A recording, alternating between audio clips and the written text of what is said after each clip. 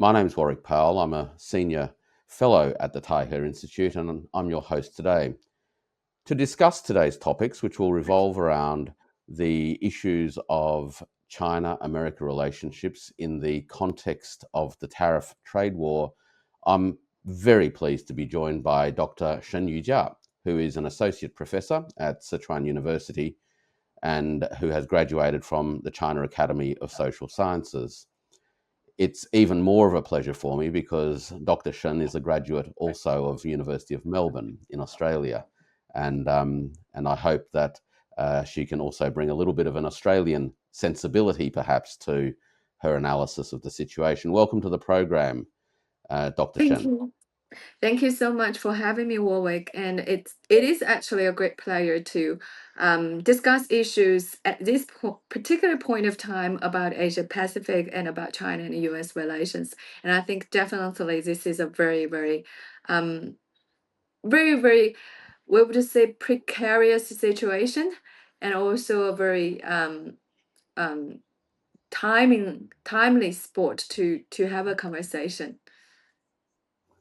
Absolutely. Well, today we're recording on Friday, the 18th of April. So we're literally 16 days after the so called Liberation Day, and we've had tariffs ratcheting up for China and some backtracking from Donald Trump in that period.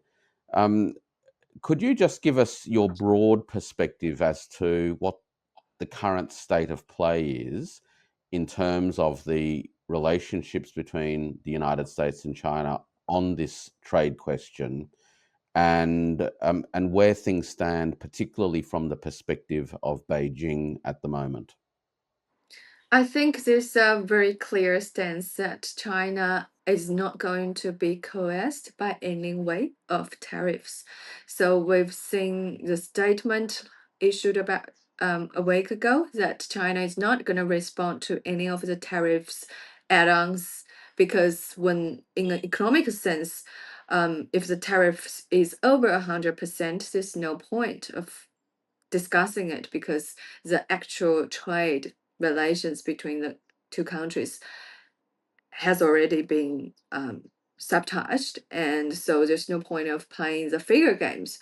So I think China has made a very clear stance about that we're not going to respond to the number games, but also China has also made it clear that if the States is willing to have a conversation, to have a proper dialogue about the tariffs and the trade relations between China and the States, China is willing to have a conversation based on the mutual respect. But if if there are too many terms and conditions opposed, then I think if it's not on a mutual respect basis, this is not going to happen. And as we have seen in many of the news, that the White House didn't receive the phone calls, and I think this is a very clear message or signal sent by China. The the situation, I guess, is that Donald Trump is, of course, waiting for a phone call and has already sent some messages out already that he's inviting China to reach out. Why do you think at the moment that China is holding its position, and how perhaps do you expect that this impasse may ultimately, at some point in the future, be I think broken?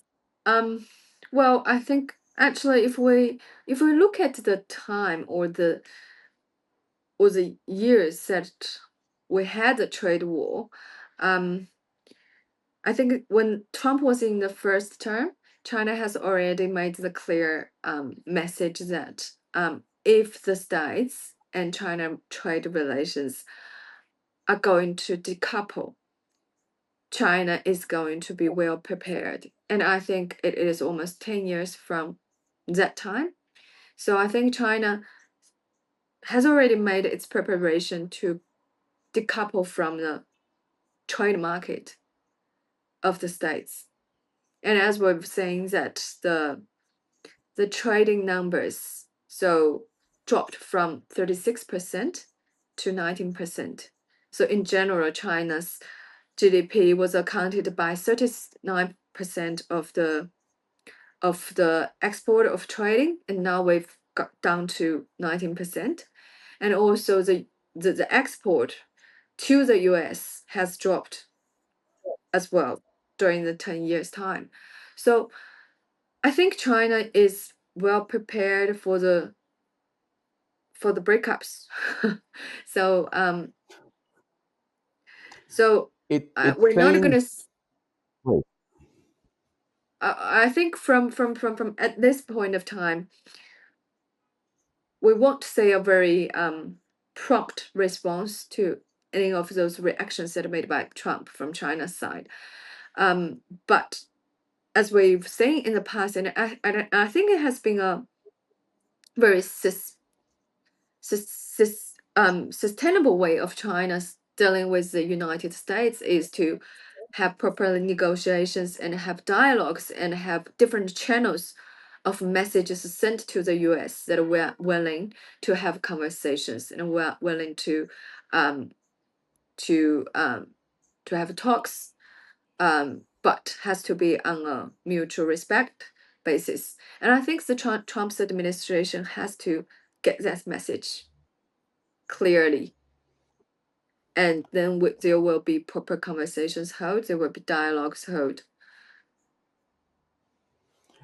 it seems that there are some mixed messages from Washington in terms of the purpose of these tariffs. On the one hand, there is the theory or the objective of using tariffs to reduce the trade deficit. Also, the theory or the objective of the tariffs is to rejuvenate American manufacturing. But at the same time, there is also quite a lot of rhetoric that the tariffs are part of a broader attempt to contain China's own economic development, particularly when Scott Bessent, the Treasury Secretary, has indicated that they may seek to leverage other countries to break their trading relationships with China to get favors from the United States on tariffs. So there seems to be at least three different messages in relation to tariffs. How do you think the messages are being interpreted from the China side? And does the three messages create confusion and difficulty to work towards a resolution of the conflict? Um, well, I think personally, I think the third rhetoric um is more applicable to the current situation. Um, to be honest, I don't think the tariff will bring the manufacturing back to the United States. As we've seen, the tariffs may bring tariffs to Southeast Asia market, to Mexico, to Canada, but will not bring the manufacturing that Trump wanted to the States, let alone the high-end manufacturing. So I think in that sense, China, and I believe that China also sees this point. So at this stage, we wouldn't say that there's a compromise of any of those tariffs, and there wouldn't be any compromise of the states that China has made in the past few days. So, and also, I don't think that the United States or the Trump's administration um, really believed that tariffs could bring down the deficit of the trade between the states and the United States, the states and China, because the supply chain or the supply chain that the two countries that had worked for maybe over 44 decades, and this is not going to be changed in a week or a month or even a year. So the diversification of the trade relations or the trade relations between US and the rest of the world takes time. But we have to bear in mind that China has been doing this for the past 10 years. China has sought markets from EU and from Asia. And Asia now is the largest export market to China. So Spe- again,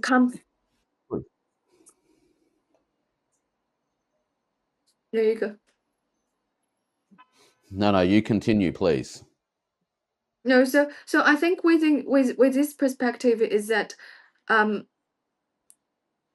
US and China's relation, especially the trade relations decoupling, is absolutely within the expectation.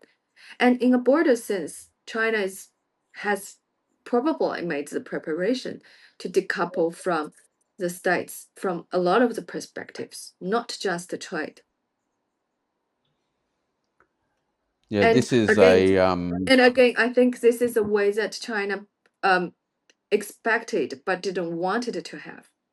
So it has always been saying that we're willing to have a conversation. Well, and even up till now, I think China need the United States market, but we need it in a way on a mutually respected basis, not being coerced or pushed into a deal that is not fair.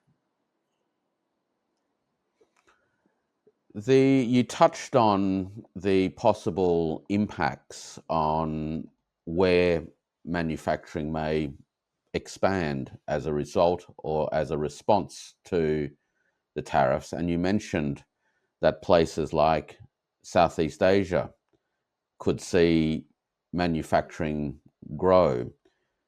In the last week, President Xi Jinping has visited 3 countries in Southeast Asia where important agreements were signed. Some of those agreements, of course, touch on the issue of regional economic integration. Could you perhaps fill in a little bit more detail on how you think industrial development can take place in Southeast Asia, particularly in the context of the growing collaborations between China and Southeast Asian countries? Okay.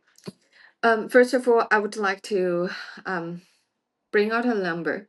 So the first quarter of the 2025, in the first quarter of 2025, the trade between China and Asia reached 1.7 trillion yuan, which is about 2,000 USD dollars. And that actually outgrowed, of course, the EU and the United States between China.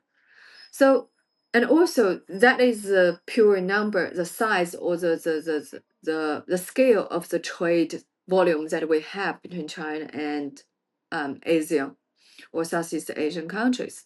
But there's also a very particular point that we have to notice is that the supply chain complementarity between China and ASEAN has already been established. If you look at the detailed export goods between China and the United States, and between the Southeast Asia or the Asia, the goods that exported from China to Asia mainly are high-end manufacturing goods. The lithium battery, the high-end manufacturing products, and the products exporting from Asia to China are relatively raw, low-end manufacturing products. But those actually that suggest that China and Asia has already complemented their supply chain to make whole goods or high-end manufactured goods. in the end of the supply chain. And so that probably explained why the size or the scale of the trade volume between China and ASEAN is so huge, and it has been growing steadily, because I think since about 10 years ago, when the trade war happened last time, as we all know, a lot of the manufacturers moved away from China to Southeast Asia countries. But again, um, the Asian countries, or some of the Southeast Asian countries, are yet to have the full capacity to make the high-end manufactured products. And China took that part of the market. So I think this is a very important feature of the trade between Southeast Asia and China, so the complementarity of their supply chain. And that means this is a very stable and, I would say, a very consistent cooperation or trade relations between the two regions. The level of interaction, of course, goes beyond trade. But that's not the question, but I'm still saying that the level of interaction goes beyond the trade. China and ASEAN or Southeast Asia has had their interaction ever since pre-Qing era. So with the rice growing, actually, as we all know, that the rice growing skills were brought by Chinese Baiyue people to Southeast Asia thousand years ago, and then the whole contributory system that went along until the 19th century when the colonial state started. But still, after the independence of the Southeast Asian countries, China and Southeast Asia countries established their diplomatic relations, and then even till now, Belt and Road Initiative is signed, and of course, we've seen the infrastructure trading, and then FDI, foreign direct investment, has been happening between the two regions. So the trade is just one small perspective that link China and Southeast Asia. And of course, I think Southeast Asia is a crossroads of Indian Ocean, Pacific Ocean, China, and Oceania, so Australia. So it is in that particular position to have a very prosperous trade with the rest of the region that next to it. The position of Southeast Asia in terms of its networks of trade and diplomatic connections for over 1,000 years perhaps tells us something about the depth of the interrelationships that exist not only between China and Southeast Asia, but Exactly. also amongst the Southeast Asian countries themselves, which, even though they don't make a big noise about it, with ASEAN being actually a very low key organization, that many outside of Southeast Asia tend to underestimate the tight nature of the interconnections between the region, and sometimes believe that they can break the region up. Would you have any thoughts on that? Um, I think Asia is probably the most successful regional cooperation ever existed in Asia countries. So, as we all know, that the multilateralism didn't originate in Asia; it originated in Europe. Both either security cooperation or economic cooperation. So multilateralism was not a thing that the Asian countries used to. But I think ever since ASEAN started, it has actually been very successful in terms of its level of bringing the consensus to the countries that are very different and probably only in common that they are in the same region of Southeast Asia. For example, Singapore and Myanmar. They're both in Asia, have very, very different economic structure, very different political structure, and very distinctive culture. And I think the key to ASEAN's success is that they truly have that sort of egalitarian between the nations, between the countries that in the ASEAN itself. And and I've actually heard a lot of stories about how Asian countries give each other very distinct and respectful treatment in terms of their own members. So the identity that or the mutual identity or the mutual respect or the mutual consensus that they share within ASEAN made it so closely made them very concrete. So Mhm. despite the fact that they don't giving their they don't have the same currency as EU does, they don't have the sort of free flow of people between the countries like the EU has. But the sort of the level of cooperation and the level of mutual respect that you see between ASEAN, I think, is no less than the EU, which is a huge success for Asian countries. The sort of the level of the level of multilateralism that works in Asia is probably has never seen in the history of Asia ever before. This week, President Xi visited three countries, as I mentioned. In his visit to Malaysia, um, he spoke about a new golden era of China and Malaysia relationships. Could you elaborate a little bit more on what is behind that and what a new golden era may look like, not just for Malaysia China relationships, but how that can also affect the dynamics of the region?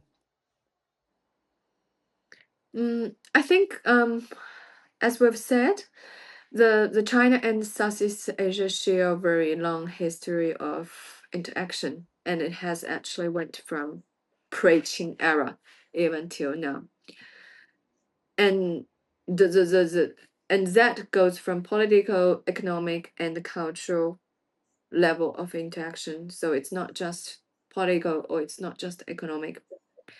And the golden era, in my opinion, I think this is a very strong signal or strong welcome message saying set in that region to to to boost the current um, positive trend that we've seen between China and Southeast Asia. As we all know that in the past 10 years, China and Southeast Asia has already um, built the, the built many level of cooperation from the infrastructure, the very concrete physical networks between China and the Southeast Asian countries from, for example, the very example that I know is the train between from Kunming to now. And this sort of railway projects is happening not just in China and Laos, but also China and Thailand. And this is a very different project that happened apart from the ones that built in Indonesia. Because the railway between Jakarta and that one only happened in Indonesia, but this is the one that connects the Kunming to Southeast Asia. And there are at least 3 other railway projects is happening and is being built. And the next one I think is going to be the China-Thailand one. And it is going to be full function in 2030, I think. I think from 2030 there will be it will be a functioning one. So this has been happening in the past maybe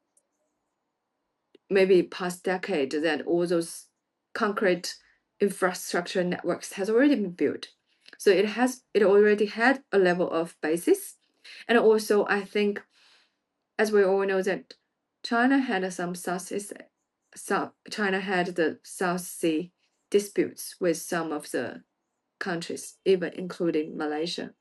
But I think China and Malaysia and China, Vietnam had figured out a way to solve it bilaterally. Not in a multilateral way, but mostly bilateral way, which made the disputes resolved in a manner that doesn't interrupt the other ways of cooperation. So despite the fact that they have the disputes, they still have the possibility and the willingness to build the cooperation in economy, in investment, in trading, and even climate change, all that. So the dispute can be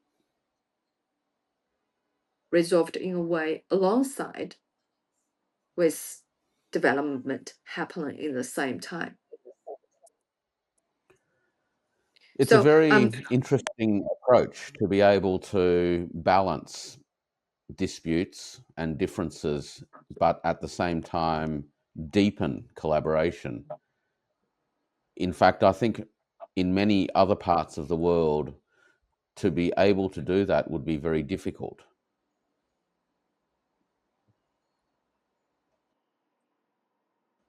What do you think about that? sorry, I think the video just cut out. I didn't hear the question. Sure. Um, the fact that the disputes continue to exist over here, but at the same time, the countries can still deepen their collaborations in many, many other areas, is something that's very difficult to achieve. And it's not something that seems to be possible in other parts of the world, where small disputes can become the barriers to other areas of collaborations. Is this something that the countries of Asia and China have been able to develop over many centuries of interactions, where they have the experience of balancing disputes and collaboration at the same time? I totally agree with your point about the when 2 countries or when 2 regions have disputes, it is very hard to um to keep along the cooperation, because that we could say is a China and India. The sort of because of the disputes that we have, and India insisted on the fact that we have to resolve the disputes first and then talk about the development or talk about the cooperation the next. However, the situation that we see in Southeast Asia is very different. And your question is that why is that? And And I actually believe your thoughts or perspectives about why that the China and Malaysia or Vietnam can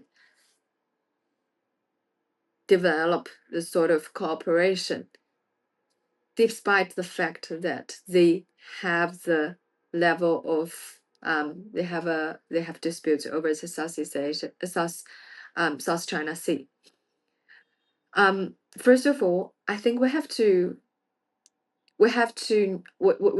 couldn't overlook the fact that the states in the region, if you look at the Philippines and China, it's a very different story. But I think Vietnam and Malaysia, on the other hand, they can resolve a lot of the issues, or they have the sort of autonomy to decide which approach or which stance they want to take when they have the dispute with China.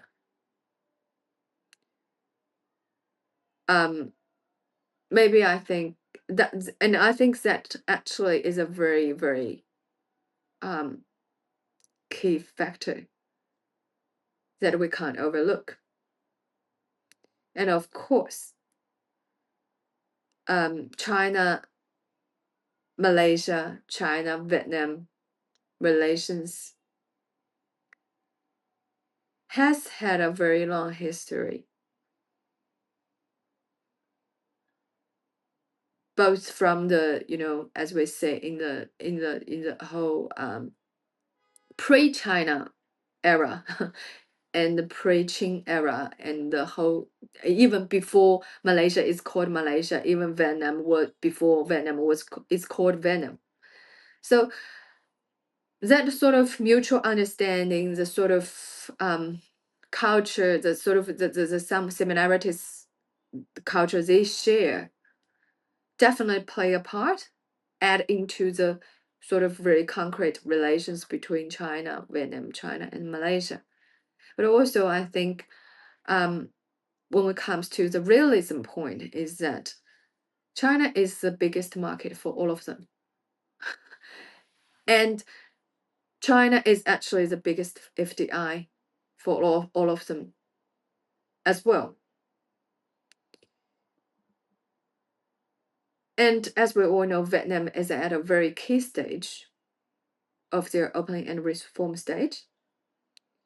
And Malaysia, which shares actually the same GDP, the GDP per capita, almost the same GDP per capita as China, also in its crucial stage of pushing its low-end manufacturing to high-end manufacturing. So I think all those, and as I've said, that I think China plays a key role in both of their economic development at this stage.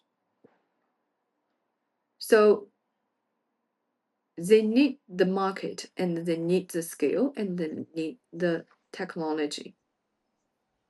And the free flow of China, Malaysia, or China, Vietnam, or China with a lot of the Southeast Asia countries of capital, technology, and trade would definitely bring prosperity to that region. And I think this has already been the consensus shared among the Asian countries. So I think You that touched. three factors. Yeah. I was just going to say you touched on the role of the United States, particularly in the Philippines. But I'd like to perhaps just ask you one last question, which touches on 2 points. The first one, of course, is the role of the United States in Southeast Asia. Probably not so much in economic terms, but perhaps looking at its historic military or defense footprint. That's one point. The second point is the one that you touched on right at the beginning when you talked about the prospects of the decoupling, particularly at an economic level. If we looked at both of these issues now together, we are in April 2025 looking at a world where there are strong forces that are potentially disconnecting the Chinese and the American economies. But at the same time, the United States continues to want to play a strong military role within Southeast Asia. Do you think that any future discussions between America and China to try to bring a new, calmer set of arrangements or a new agreement between the two could see some resolutions that touch on both the economic questions and also the questions of America's defense or military presence in Southeast Asia? So these two elements of the relationship perhaps are now on the table for a future dialogue. I think okay, I'll first touch upon on the economic one. I think China and the US, um when it comes to economy, when it comes trading, I don't think it had a problem in the past. So China and the US can operate in any regions in the world to bring prosperity to the region. And I don't think they had a problem before, because the both country recognized the free trade, and um, free trade bring prosperity and to the world and to the market. But the thing is that we've got Trump administration at the moment, which thinks that the US is being exploited by the current world trade system. So whether two countries will be able to coexist or will be able to keep keep the previous system, especially economic wise, is yet to discover. Because the States, with no doubt, is the largest investor in a lot of the regions in the world. Maybe not in the Southeast Asia, but again, I think the US is the largest investor if you look at the existing investment in the Southeast Asia. They might not be the fastest growing one. The fastest growing one, of course, is China. But if you look at the existing investment in the Southeast Asia, the States is still the largest one. So, of course, US, you can't overlook the fact that the States has the biggest capital, and they have the investors, and they have the sort of the level of financial services that they can operate. And the China has its market, has its, so they had the sort of dynamic to work in Southeast Asia and in Europe and in Africa, and it didn't have a problem. The thing, but we don't know what is going to happen when Trump's administration coming. And I think that if, like what we've seen in the tariffs war, Trump wanted these countries to take a side, even in the economy sense, and that definitely violates the rule between that definitely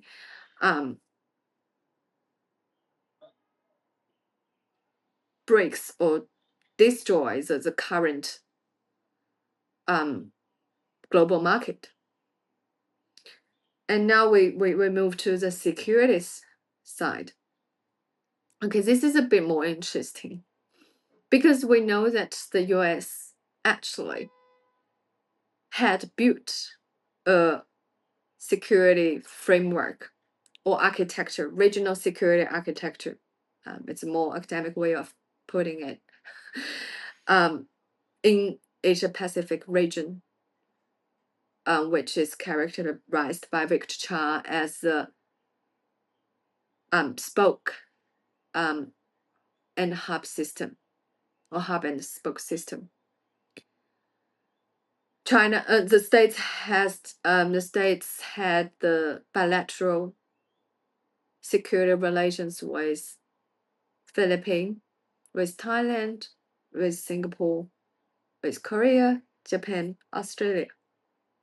And it is all bilateral arrangement, which means the US would no doubt take the dominant role in those alliances. And that has existed ever since the World War II ended, pretty much. And gained advantage for the states, as we can see, the end of Cold War.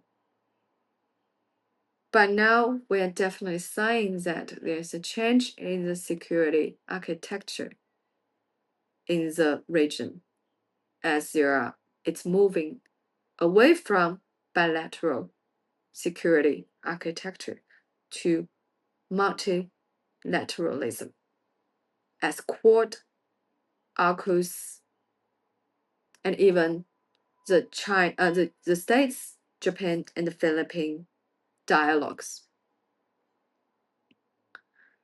So this is definitely a change from the US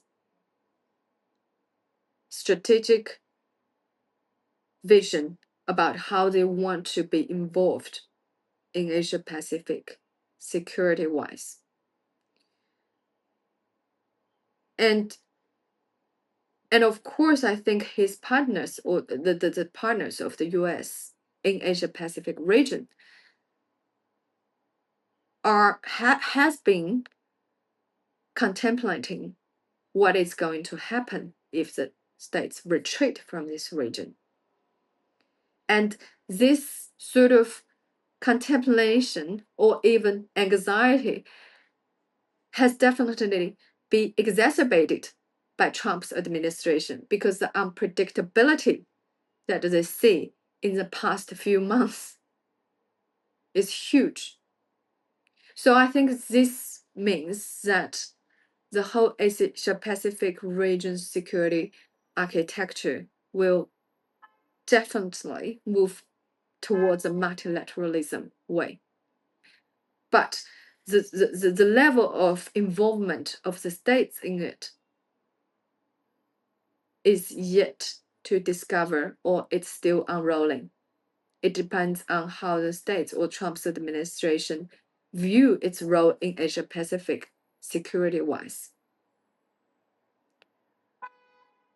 And I think China has always made clear that it is willing to join any of those multilateralism framework or security framework in the region. It never had the attempt to build a unilateralism in this region security-wise, and I don't think China has the power or the willingness to do it.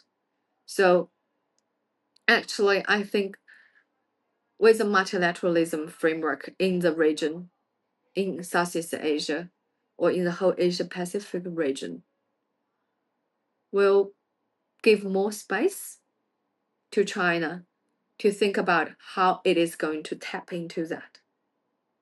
It probably better off than the bilateral framework that it had, that it was dominated by the states in the region.